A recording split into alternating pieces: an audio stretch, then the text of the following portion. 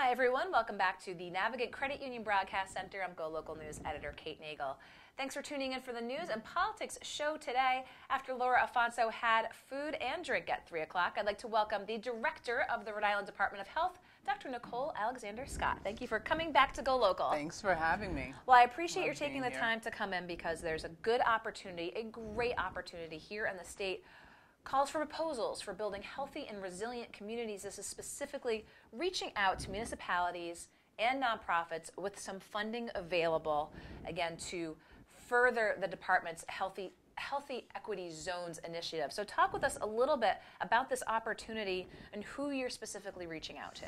Absolutely. We're really excited to be able to continue this. It's our signature initiative that helps really emphasize our core belief that health equity means regardless of the zip code you live in, you have access to living the healthiest life you can live in the healthiest community you can live in. The way to be able to achieve that is really give the communities opportunity to make sure their voice is heard, to make sure they have the opportunity to organize, come together, build on the resources they have, and drive change, systems and policy improvements. That's a big part of what our Health Equity Zones initiative is about. We had a first cohort that was in place for 4 years, and that was successful. We have a Health Equity Zone all throughout the state. There are 9 total, 1 in every county.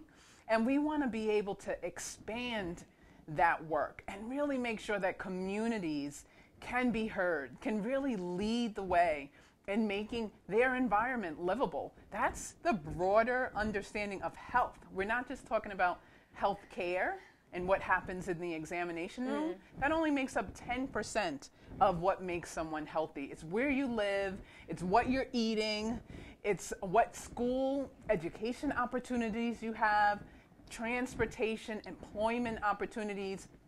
Those are the goals that our Health Equity Zones initiative supports communities in focusing on. And we have a request for proposal that's out that allows for an additional $1.4 million in support to be available for communities to come together, organize, and think about creating some additional health equity zones so we can really build that support throughout the state. So I know that the department provided examples of existing, as you said, from that first cohort. So let's talk about one in particular. The Harvest Kitchen Cafe in Pawtucket was one mentioned.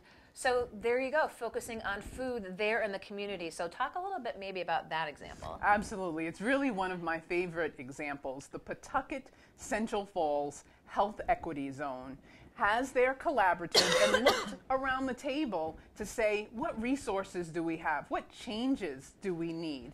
So they took the building that currently exists, where Harvest Kitchen now is, and renovated it using the partners that were already a part of the Health Equity Zone initiative.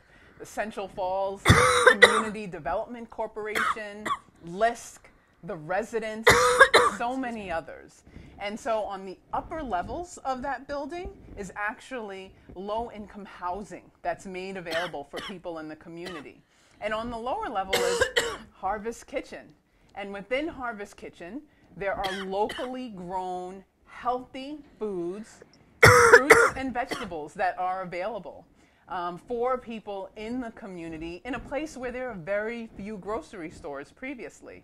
But then also, there's a jobs training opportunity to be a chef for youth who may be leaving from the training school there. And so we're really leveraging all of the resources to make things available that changes outcomes for the communities in Pawtucket and Central Falls. That's one example of many that Health Equity Zones are looking to do throughout the state. So let's talk a little bit more about the nuts and bolts of folks who might be putting in applications in this round for proposals for this funding. Municipalities, nonprofits, of course, will provide the links. But as you said, it's all-encompassing. Did they put a specific amount request when they put the proposal in? They can. The first step is really looking around in the area and the community that you're in and seeing who can join the organizing. Okay. Who can be a part of it? Each health equity zones has municipalities, residents, businesses, community-based organization, housing and planning leadership, health systems, education systems. We want that to happen for the additional health equity zones. You can define what your zone is as long as it's a population of at least 5,000 or more, and see who's there that's committed to that area and wants to see change that's needed to make that area a better living condition, so we can really move towards that health equity goal that I said. Regardless of the zip code you're from, you have access to all of those important things: education, housing, quality transportation, and employment opportunities. So we want groups to organize and think through what their collaborative and their group would look like, what the defined area would be, and some of the key disparities that need to be worked on in that area. And reach out to us for questions. You can go to our website, health.ri.gov/RFP, and we'd be happy to support you. We really want to bring attention to this and make it an opportunity for communities'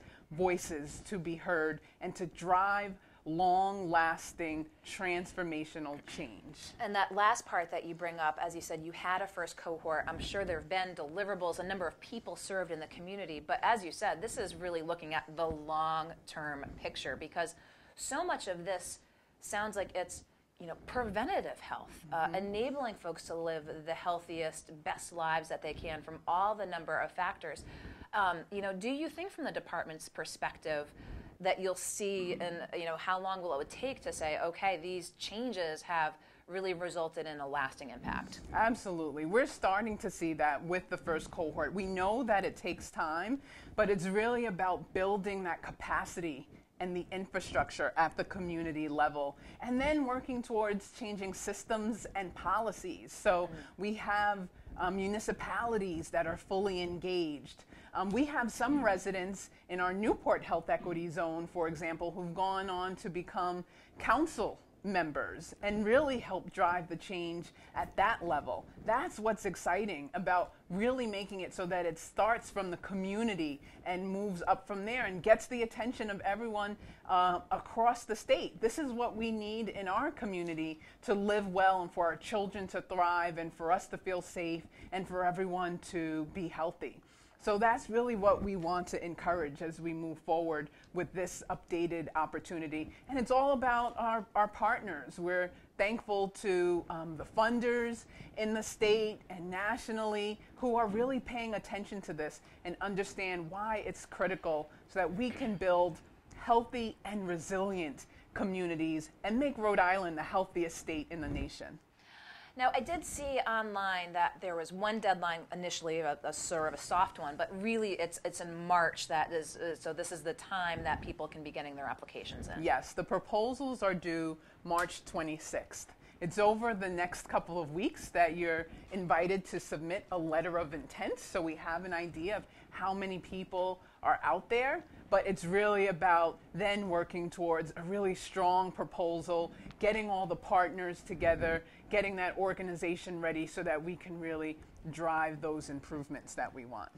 So I appreciate your coming in to really let the community know, again, municipalities, nonprofits working together in these, again, health equity zones.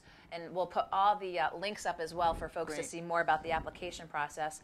But I'll be up at the Rhode Island State House tomorrow. So while I have you here in studio, don't want to kind of tack or put you on the spot, but from a political legislative perspective, as the Department of Health looks at what's taking place up at the General Assembly this year, could you encapsulate maybe what your goals are, especially legislatively? Obviously, we saw the budget proposal put forth by the governor, but what else you are looking to achieve from the Department of Health's perspective up on Smith Hill this year? Absolutely. For us, it's all about building that community capacity, shifting investments where there may be too much in that healthcare setting. Some is needed, but that only makes up 10% of how healthy we are, and change it to that 80% that determines our health outcomes, where we live, what we eat, where we work, what opportunities we have.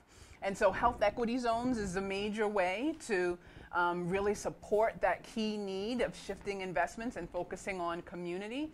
We also have a family home visiting focus with our budget that supports that effort of community. It allows community health workers who are family home visitors to be able to leave the healthcare setting and go into the home and engage with people at that community level. That has been shown to produce results. It's evidence-based, and we really want to be able to expand that so that we can support the communities and families that are in need. And being able to do that through our family home visiting program is a great way to do that. We also want to support our health care facilities that are out there and the opportunity to work with them to maintain the quality that's needed. That's a responsibility that we have as a department in working with them and having the resources to ensure that high quality care is something that we also want to raise attention to as important as well. Well, I'm sure we're going to be, again, seeing the Department of Health up at the State House, but again, in the communities and letting the communities know about this, again, request for proposals for building healthy and resilient communities.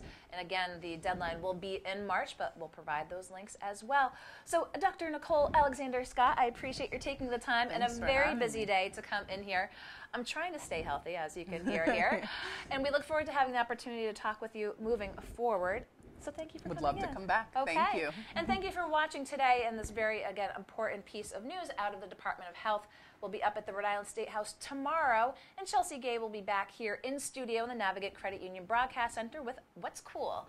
So in the meantime, check in with GoLocalProv.com and find us on Facebook. I'm Go Local News Editor